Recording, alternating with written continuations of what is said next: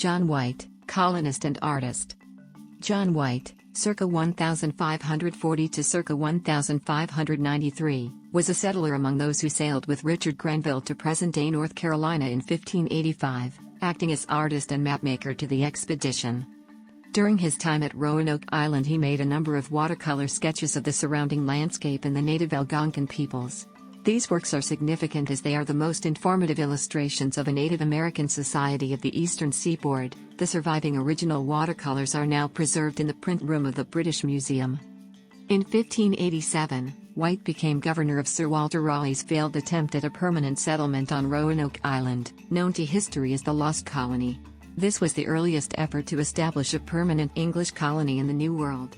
White's granddaughter Virginia Dare was the first English child born in the Americas.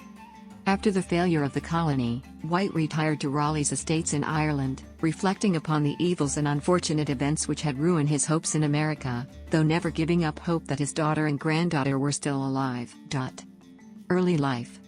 John White's exact date of birth is unknown, but it seems likely he was born sometime between 1540 and 1550. There is a record dated February 22, 1539, of a christening in the Church of St. Augustine, London, of a John White on that same day, but there is no proof this is the same person. White is known to have attended church in the parish of St. Martin Ludgate in London. In 1566 he married Thomas Ann Cooper, with whom he had a son, Tom, who died young, and a daughter Eleanor. Little is known of White's training as an artist, but it is possible that he apprenticed as an illustrator under a London master. Career. In the late 16th century, efforts to establish an English colony in the New World began to gain momentum, and White soon became an enthusiastic supporter. In 1585 White accompanied the expedition led by Sir Ralph Lane to attempt to found the first English colony in North America.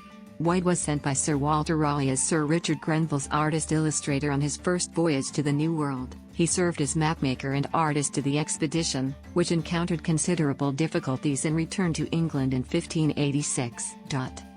Gentleman artist. In 1585 White had been commissioned to draw to life the inhabitants of the New World and their surroundings. During White's time at Roanoke Island, he completed numerous watercolor drawings of the surrounding landscape and native peoples. These works are significant as they are the most informative illustrations of a Native American society of the Eastern Seaboard, and predate the first body of discovery voyage art created in the late 18th century by the artists who sailed with Captain James Cook. They represent the sole surviving visual record of the native inhabitants of America encountered by England's first settlers. White's enthusiasm for watercolor was unusual. Most contemporary painters preferred to use oil-based paints. White's watercolors would soon become a sensation in Europe. It was not long before the watercolors were engraved by the Flemish master engraver Theodore de Bry. Through the medium of print, the illustrations became widely known and distributed. They were published in 1590 under the title America. Governor of the Roanoke Colony. After Lane's colonists returned to England in 1586, Sir Walter Raleigh, who held the land patent for the proposed English colony of Virginia, tasked White with the job of organizing a new settlement in the Chesapeake Bay area, one which would be self-sustaining and which would include women and children. During 1586 White was able to persuade 113 prospective colonists to join Raleigh's expedition, including his daughter Eleanor and his son-in-law Ananias Dare, recently married at St. Bride's Church in Fleet Street. His efforts did not go unrewarded. On January 7, 1587, Raleigh named John White of London Gentleman to be the chief governor of the new colony. White, with 13 others, were incorporated under the name of the governor in assistance of the cities of Raleigh of Virginia. Arrival at Roanoke. In May 1587 White's colonists sailed for Virginia in the Lion. They were guided by the Portuguese navigator Simon Fernandez, the same pilot who had led the 1585 expedition and who was given by his fellow sailors the unhappy nickname of the Swine. The settlers' chosen destination was not Roanoke but the Chesapeake Bay. But, upon reaching Roanoke in late July, and allowing the colonists to disembark, Fernandez refused to let White's men reboard ship. According to White's journal, Fernandez's deputy called to the sailors in the pinnace, charging them not to bring any of the planters back again, but leave them on the island. Faced with what amounted to a mutiny by his navigator, White appears to have backed down and acquiesced in this sudden change of plan. Despite the governor's protests, Fernandez held that summer was far spent, wherefore he would land all the planters in no other place. This second colony at Roanoke set about repairing the structures left behind in 1585. They also searched for the 15 men left behind by the previous expedition, but found only bones.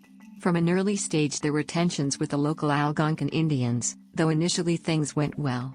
White quickly made contact with friendly natives led by Chief Manio, who explained to him that the lost 15 had been killed by hostile Sikotan, Aquascagak, and Dassamungpong warriors, choosing a time and place of attack of great advantage to the savages. On August 8, 1587, White led a dawn attack on the Dassamungpongs that went disastrously wrong. White and his soldiers entered the Dassamungpong village in the morning so early that it was yet dark, but mistakenly attacked a group of hitherto friendly Indians, killing one and wounding many. "We were deceived," wrote White in his journal, "for the savages were our friends." Henceforth, relations with the local tribes would steadily deteriorate. Virginia Dare. On August 18, 1587, there was happier news. White became a grandfather. Eleanora, daughter to the governor and wife to Ananias Dare, one of the assistants, was delivered of a daughter in Roanoke. The child was healthy and was christened there the Sunday following, and because this child was the first Christian born in Virginia, she was named Virginia. White returns to England. However, the colonists' food supply soon began to grow short, and in late 1587 the settlers pressed White to return to England for the better and sooner obtaining of supplies, and other necessaries. Because the colony had been deposited in Roanoke rather than the Chesapeake area, supply ships from England, ignorant of Fernandez's change of plan, would most likely not land in Roanoke at all, and the settlement might not survive the coming winter. White was reluctant to abandon his colony, anxious that his enemies in England would not spare to slander falsely should he leave, and worried that his stuff and goods might be spoiled and most of it pilfered away. Eventually the colonists agreed to stand surety for White's belongings, and he was prevailed upon to sail, much against his will, to seek help. Misfortune struck White's return to England from the beginning. The anchor of the flyboat on which White was quartered could not be raised, and many crew members were severely injured during the attempt. Worse, their journey home was delayed by scarce and variable winds followed by a storm at the northeast, and many sailors starved or died of scurvy. On October 16, 1587 the desperate crew at last landed in Smwick, in the west of Ireland, and White was finally able to make his way back to Southampton.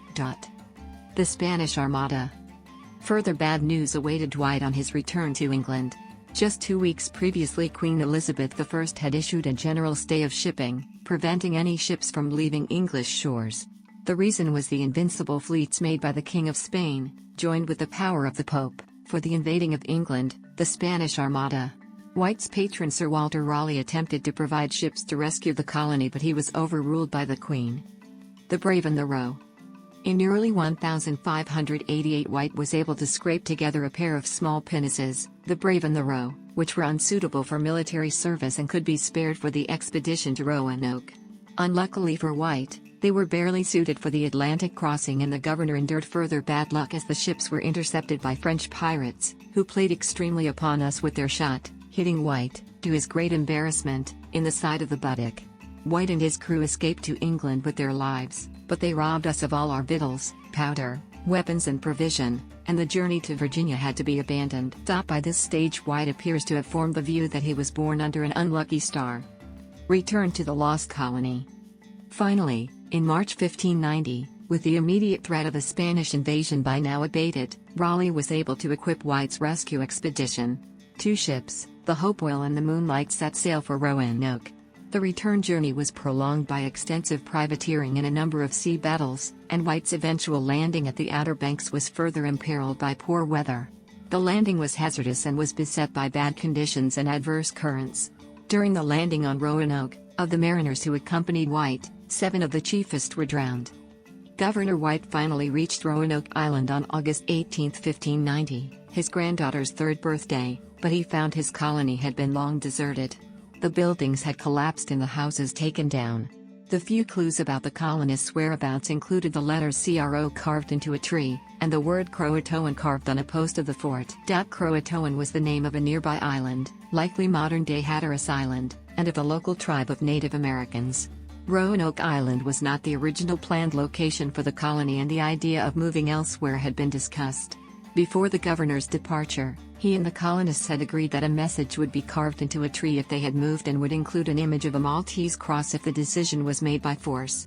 White found no such cross and was hopeful that his family were still alive.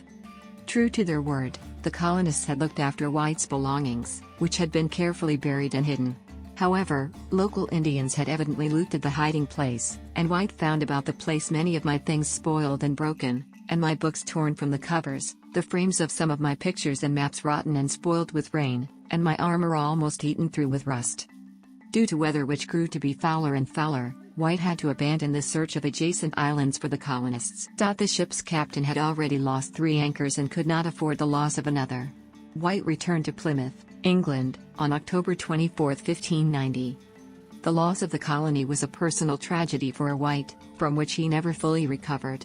He would never return to the New World, and in a letter to Richard Hakluyt he wrote that he must hand over the fate of the colonists and his family to the merciful help of the Almighty, whom I most humbly beseech to help and comfort them. Later life. Little is known of White's life after the failure of the Roanoke colony. He lived in Plymouth, and also owned a house at Newtown, Kylemore, Kilmore, County Cork, Ireland. He appears to have been in Ireland living on the estates of Sir Walter Raleigh, making maps of land for Raleigh's tenants, and reflecting upon the evils and unfortunate events which had ruined his hopes in the New World, though never giving up hope that his daughter and granddaughter were still alive. The last surviving document related to White is a letter he wrote from Ireland in 1593 to the publisher of the prints of his Roanoke drawings. However, a record from May 1606 that Bridget White was appointed estate administrator for her brother John White may refer to him. Legacy. White is chiefly remembered today for his watercolors, which represent a unique record of 16th-century Algonquian society. All of White's surviving works are now in the print room of the British Museum. In 2007, the British Museum placed the entire group of John White's watercolors on public display under the collection, A New World, England's First View of America. There are more than 70 watercolors in the traveling exhibit. There were plans to show the collection at the North Carolina Museum of History. In Popular Culture Museum of History. In Popular Culture Museum of